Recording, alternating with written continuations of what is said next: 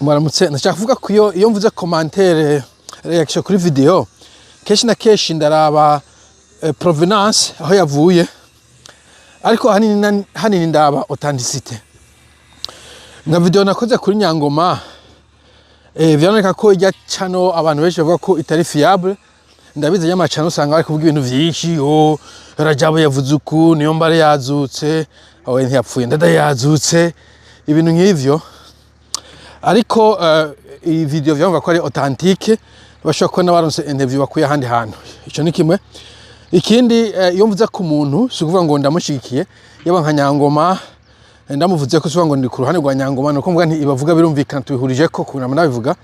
Yaba nka Rugambarara si ngo ivyo avuga turumvikana canke politique canke ideologie we turi kumwe, eka mvuga nti kuri iyi interview i particulier nuba ko tubihuriza ko bishoboka ko ari ibindi ashobora kuba yarakoze.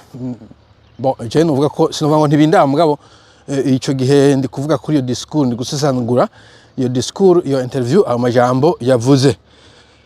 Bon, nico nashaka kuvuga kubisigaye mukomeze mugira ama commentaire aho nihenze mu nkosora muzamukoze tuzosubira. Bye.